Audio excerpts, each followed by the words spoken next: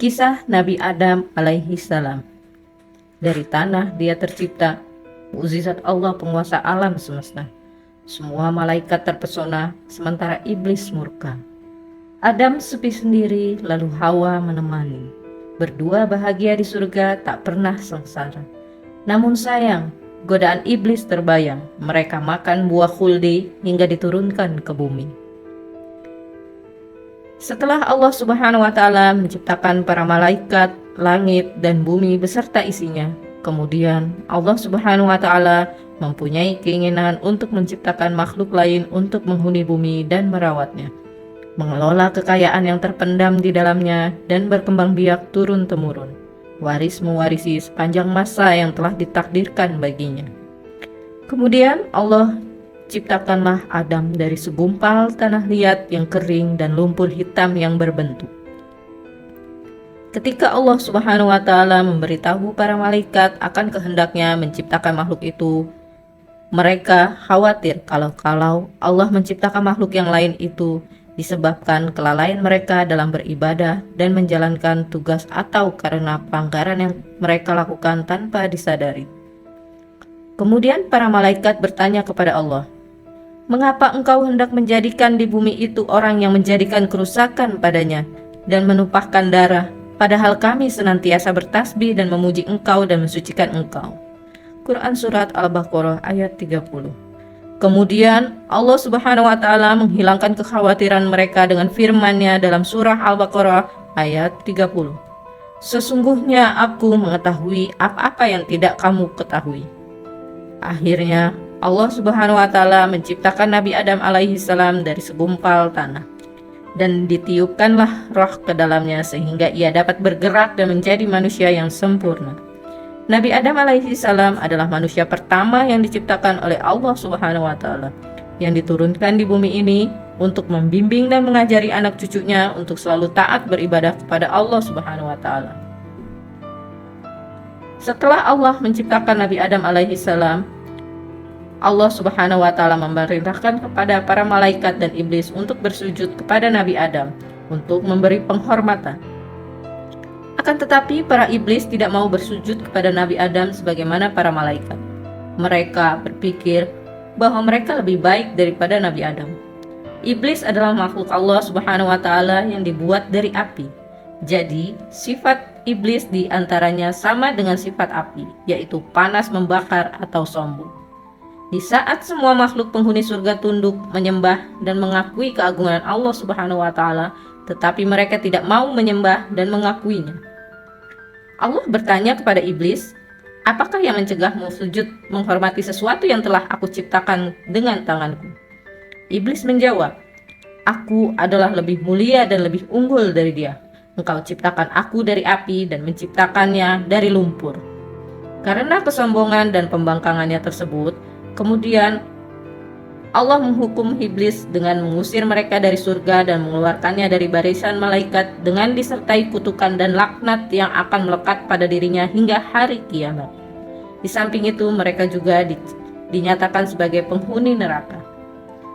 Iblis dengan sifat sombongnya menerima hukuman itu dan hanya memohon kepada Allah Subhanahu wa Ta'ala agar diberi kehidupan yang kekal abadi hingga hari kiamat. Dan Allah mengabulkan permintaan iblis. Dengan sifat sombongnya pula iblis berjanji, dia akan terus membujuk Nabi Adam dan anak cucunya agar selalu mengikuti perintahnya, yaitu selalu melakukan hal-hal yang dilarang oleh Allah Subhanahu wa Ta'ala. Dia juga bersumpah akan membujuk manusia dari berbagai penjuru arah agar manusia meninggalkan jalan yang lurus yang diridhoi Allah Subhanahu wa Ta'ala dan mengikuti langkah buruknya, yaitu jalan yang sesat menuju ke neraka. Untuk menghilangkan anggapan rendah para malaikat terhadap Nabi Adam dan meyakinkan mereka akan kebenaran hikmat-Nya menunjuk Nabi Adam sebagai penguasa bumi, maka diajarkanlah kepada Nabi Adam nama-nama benda yang berada di alam semesta. Kemudian diperagakanlah benda-benda itu di depan para malaikat seraya berkata, "Cobalah sebutkan bagiku nama benda-benda itu jika kamu benar merasa lebih mengetahui dan lebih mengerti dari Adam." Para malaikat tidak berdaya memenuhi tantangan Allah untuk menyebut nama-nama benda yang berada di depan mereka. Mereka mengakui ketidaksanggupan mereka dengan berkata, "Maha agung Engkau, Sesungguhnya kami tidak memiliki pengetahuan tentang sesuatu kecuali apa yang Tuhan ajarkan kepada kami. Sesungguhnya Engkaulah yang Maha Mengetahui dan Maha Bijaksana. Adam lalu diperintahkan oleh Allah untuk memberitahukan nama-nama itu kepada para malaikat. Dan setelah diberitahukan oleh Adam, berfirmanlah Allah kepada mereka, "Bukankah telah aku katakan kepadamu bahwa aku mengetahui rahasia langit dan bumi dan mengetahui apa yang kamu perlihatkan dan apa yang kamu sembunyikan?" Setelah setan dilaknat dan diusir dari surga oleh Allah Subhanahu wa Ta'ala dan dibuang di bumi, maka sejak itulah setan mulai memantapkan niatnya untuk menggoda Nabi Adam dan Hawa yang pada saat itu hidup tentram dan damai di surga. Tipu daya dimulai dari sejak setan berteman dengan Nabi Adam dan Hawa yang ingin menjadi teman baik, saling menasehati dan memberi jalan agar mereka menjadi manusia yang baik dan taat kepada Allah Subhanahu wa Ta'ala.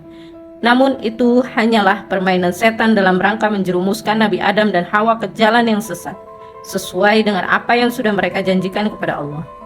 Segala cara dilakukan setan untuk terus menggoda dan menyesatkan Nabi Adam dan Hawa, yaitu dengan menyuruh Nabi Adam dan Hawa untuk memakan buah di surga yang sebenarnya adalah larangan bagi Nabi Adam dan Hawa. Awalnya Nabi Adam dan Hawa tidak langsung tergoda oleh bujuk rayu setan itu. Akan tetapi, lama-kelamaan Nabi Adam dan Hawa terbujuk juga dan memakan buah yang dilarang oleh Allah Subhanahu wa Ta'ala, yaitu buah khuldi. Jadilah mereka melanggar larangan Allah dan mengakibatkan Nabi Adam dan Hawa diturunkan ke bumi sebagai hukuman dari Allah Subhanahu wa Ta'ala. Allah berfirman kepada mereka, "Turunlah kamu, kebahagiaan kamu menjadi musuh bagi yang lain, dan bagi kamu ada tempat kediaman di bumi, dan kesenangan hidup sampai waktu yang ditentukan." Quran Surat Al-Baqarah ayat 36. Mendengar firman Allah tersebut, sadarlah Nabi Adam dan Hawa bahwa mereka telah terbujuk oleh bujuk rayu setan yang menyesatkan dan membuat mereka berdosa besar. Setelah mereka bertaubat dan diterima, Allah berfirman, "Turunlah kamu dari surga itu.